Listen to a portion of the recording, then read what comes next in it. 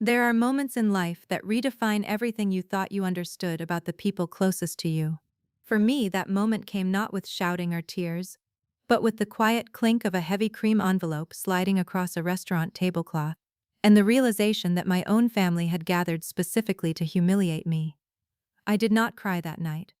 I did not argue. I simply paid the bill, walked out into the freezing Chicago air, and started making a few phone calls that would change everything. What unfolded over the following weeks was something I could never have scripted, something that ended with a slap broadcast live to thousands of viewers and a family completely unraveling in front of the world they had spent their entire lives performing for. My name is Lorraine Ashford, and I am 34 years old. I built my career quietly and deliberately, starting as a financial consultant working from a modest home office, eventually growing that operation into a private equity firm managing portfolios worth tens of millions of dollars. Nobody in my family knew the full picture of what I had built. That was intentional. Growing up in the affluent northern suburbs of Chicago, I had learned early that my family measured human value in visible symbols: the right zip code, the right car, the right dinner table conversation. My parents, Claudette and Bernard, were obsessed with appearances in a way that left very little room for authentic connection. My father ran a logistics company and spoke about money the way priests speak about scripture, as though it were the only real moral language. My mother was his devoted social choreographer, managing every relationship in their circle with the precision of someone running a campaign. My younger sister Christina had always been the family masterpiece. She was 28, beautiful, and had spent her entire life being handed the roles I was quietly excluded from. I did not hate her for it when we were children. I just learned to stop expecting to be seen. By the time I reached adulthood, I had redirected all that energy inward, built something real, and created a life that required nothing from any of them. I kept occasional contact, mostly out of habit, showing up to dinners and holidays with a smile and very little personal information. What I shared with them, they would have never believed anyway. So I stayed quiet and let them assume whatever they wanted about who I was and what I had. The dinner that started everything happened on a Thursday evening in late autumn, at a downtown steakhouse my parents considered appropriately impressive. The occasion was officially a celebration of Christina's upcoming wedding to a man named Holden, whose family she described endlessly as old money with European connections. I arrived on time, sat down, and spent the first hour listening to Christina narrate the details of her destination wedding, while my mother nodded adoringly, and my father swirled his wine in a way that communicated he had more important things to think about. As the dessert plates were cleared, Christina reached into her bag and slid an envelope across the table toward me with a smile that did not reach her eyes. I opened it, expecting an invitation. What I found instead was an itemized bill for my portion of the dinner, and a formal letter informing me I was not invited to the wedding. Christina did not lower her voice when she explained herself. She spoke clearly enough for the adjacent tables to hear every word. Holden's family has expectations, she said. They come from a completely different world. You work from home in whatever you happen to grab off the floor that morning. You have never owned property. What are you going to talk about with his parents at the reception? Their gallery collections? Their membership clubs? You do not fit into this world, Lorraine. You never really have. My mother responded to this by patting my hand with an expression of exhausted sympathy, as though I were a child being told I could not stay up past bedtime. My father said nothing at all. He had clearly known this was coming. They had planned it together, rehearsed it even, judging by how cleanly it landed. The bill came to $142. I reached into my purse, bypassed my ordinary wallet entirely, and placed my matte black private banking card on the table, with a quiet, deliberate clink. Christina looked at it the way people look at something they want to dismiss but cannot quite ignore. She told me not to embarrass myself with a prop. I did not respond.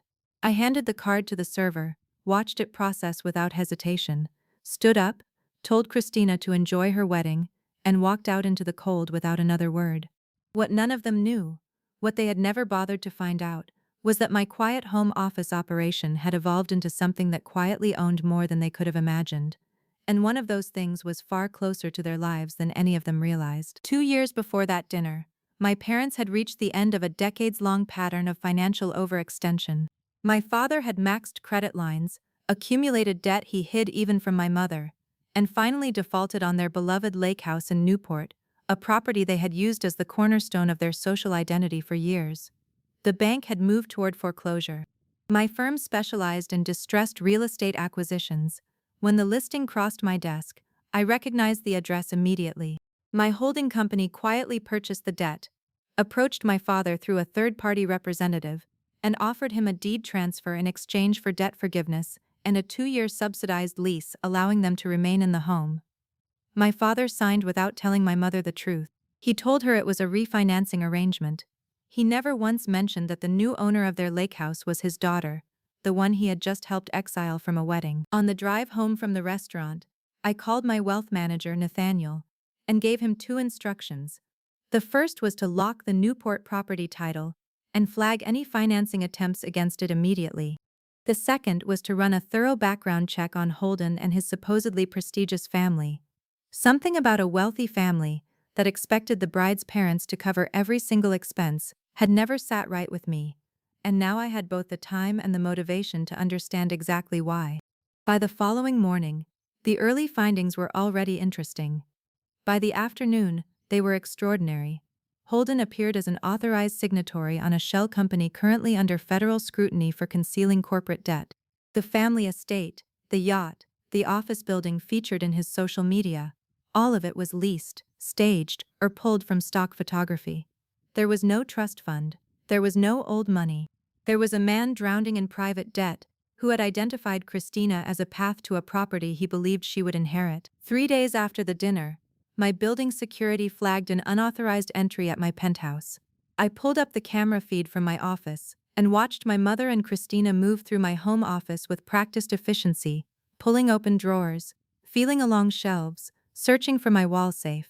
When they found it behind a painting and began cycling through guesses, I activated the intercom. My voice came through the room speaker calmly and without any particular urgency. I told them that 3 more incorrect attempts would trigger an automatic police dispatch for burglary. My mother stammered something about needing my grandmother's diamond tiara for bridal photographs, then added with breathtaking cruelty that I would never need it since I would never find anyone willing to marry me.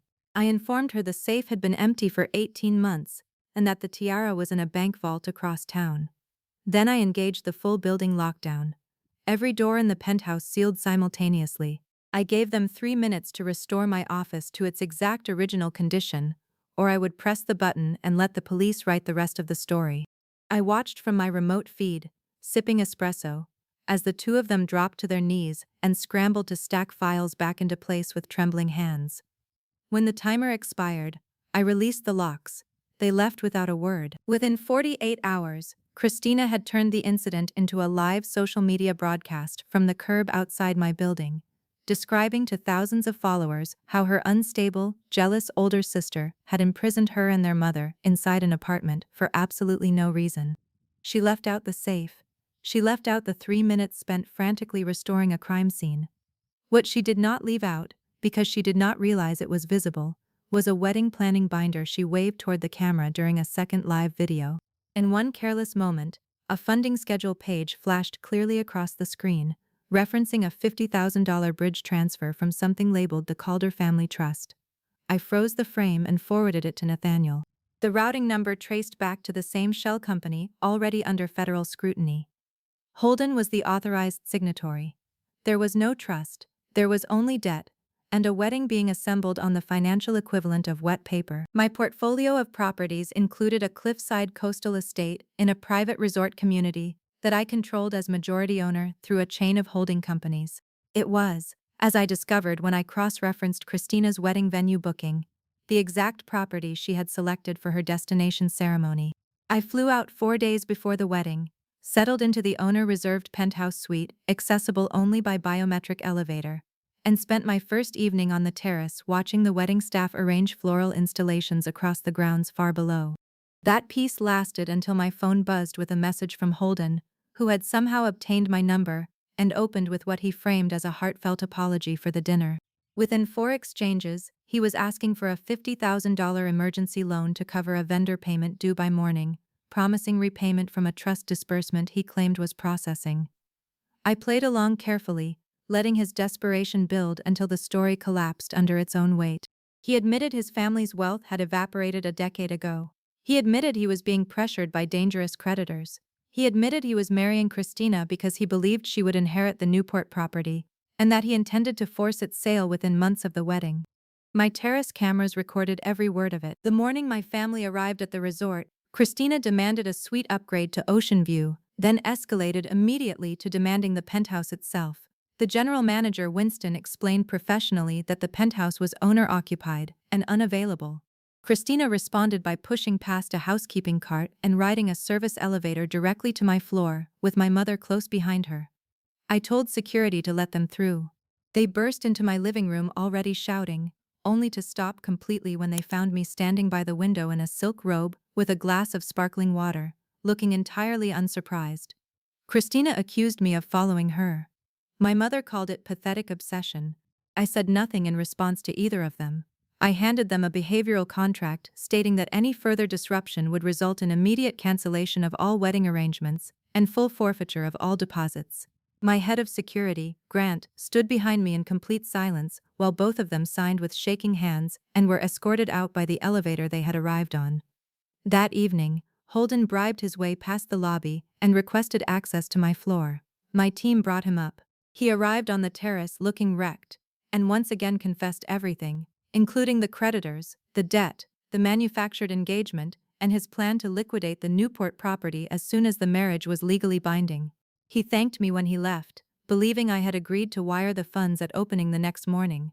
He had no idea he had confessed identically, on camera, for the second time in 48 hours. The wedding morning arrived in perfect golden light over the Pacific, which seemed almost offensive given what was about to happen.